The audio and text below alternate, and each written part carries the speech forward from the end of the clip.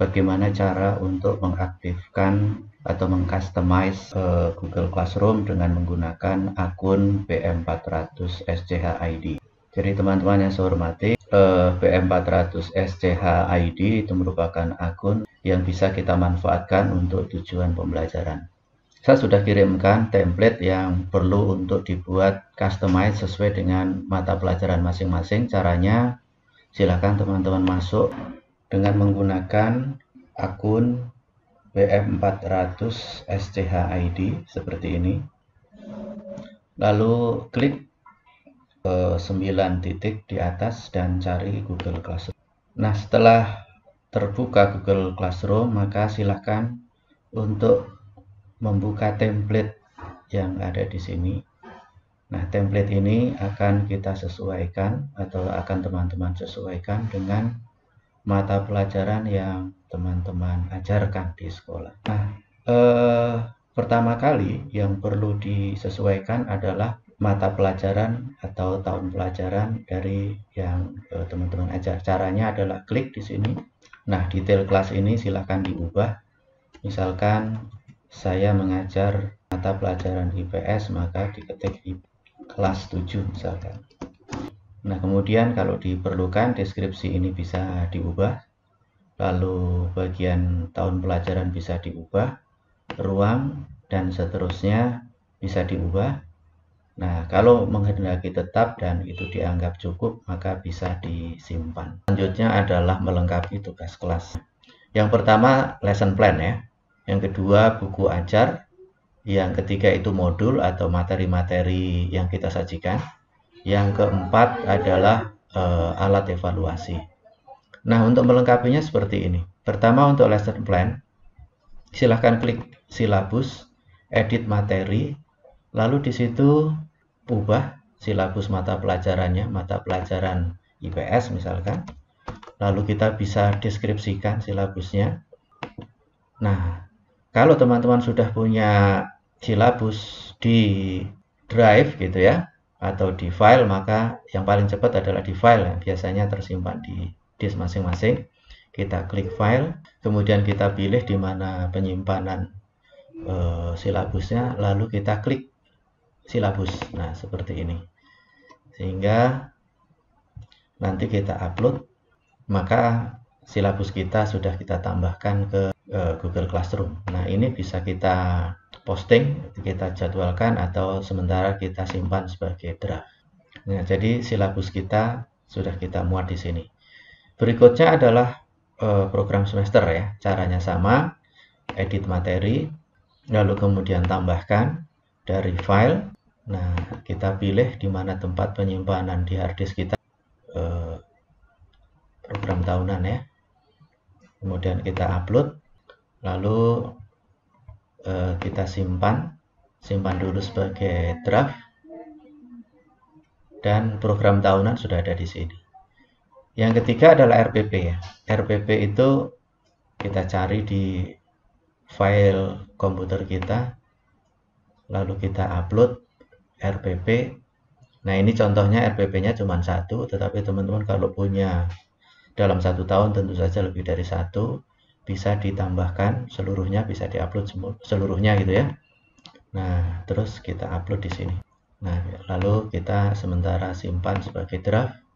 Nah, sudah berarti lesson plan kita sudah lengkap. Bahan ajar ini artinya adalah buku pelajaran yang kita gunakan sepanjang tahun. Jadi bentuknya buku digital. Dan referensi itu artinya acuan buku-buku lain sebagai penunjang mata pelajaran yang teman-teman ajarkan. Caranya adalah silahkan diklik buku sumber, lalu edit materi. Nah, tambahkan materi. Materinya bisa link, bisa file, bisa dari YouTube. Tapi kalau bentuknya buku digital yang tersimpan di harddisk, caranya adalah klik file, lalu kemudian pilih dari mana. Ini contohnya adalah buku kelas 7 IPS ya, bentuknya digital. Nah, kita tambahkan di sini, lalu kita upload. Maka buku tersebut sebetulnya sudah kita pindahkan ke Google Classroom kita, sehingga kita bisa kembali ke bagian awal tadi ya, kita simpan sebagai draft. Kemudian kita akan beranjak untuk langkah berikutnya. Jadi buku ajar kita sudah ada di sini. Nah, ini bisa kita tambahkan buku-buku referensi.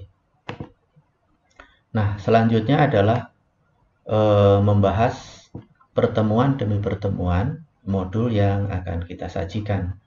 Jadi, misalkan pada pertemuan pertama kita akan membahas tentang modul 1, ini bisa kita edit ya, kita ganti nama. Jadi apa nama pertemuan itu, bahasanya tentang apa gitu ya. Ini contohnya kalau di pertemuan pertama ini di PS itu tentang manusia, tempat, dan lingkungan. Jadi kita bisa ubah di sini manusia. Nah, bagaimana untuk memasukkan materi-materi yang ada di sini? Caranya, pertama kita buat gitu ya, materi. Nah, materinya tadi judulnya adalah manusia, tempat, dan lingkungan. Nah, kita tambahkan, kita bisa deskripsikan isinya tentang apa saja gitu ya. Lalu kita tambahkan. Nah, misalkan pada bab itu kita akan berikan sajian YouTube. Nah, maka kita bisa masukkan YouTube tentang manusia, tempat, dan lingkungan. Contohnya seperti itu. Nah, selain YouTube, kita juga bisa tambahkan materi. Apakah dalam bentuk presentasi atau dalam bentuk lain ya. Ini contohnya adalah file dalam bentuk Word ya, yang sudah dipersiapkan di laptop kita atau di komputer kita. Misalkan bentuknya ini. Nah, ini bisa kita upload sebagai materi yang akan kita sajikan pada pertemuan atau pada modul pertama.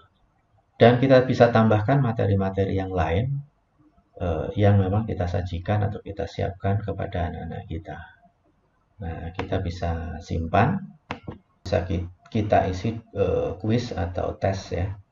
Nah, caranya bagaimana? Caranya kita bisa buat di sini, lalu kemudian tugas kuis, lalu kita beri nama kuis 1 misalkan, manusia, tempat.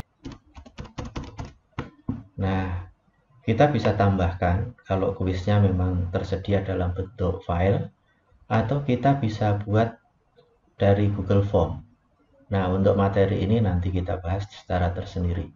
Anggaplah kuisnya ini kita sudah siap, maka sudah kita bisa simpan dan kita sampaikan kepada anak-anak. Nah, sekali lagi kalau tempatnya masih di sini, kita bisa geser dengan cara mendrag, lalu taruh di tempat ini.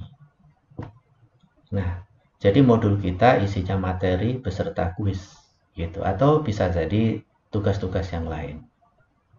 Bagaimana mengisi alat tes atau evaluasi atau ujian ya. Jadi di sini isinya nanti adalah alat-alat ujian. Kembali caranya lihat ke atas, buat gitu ya. Lalu kemudian seperti tadi tugas kuis. Ya, buat di sini. Lalu di sini misalkan kita akan membuat ulangan harian atau ulangan akhir semester gitu ya.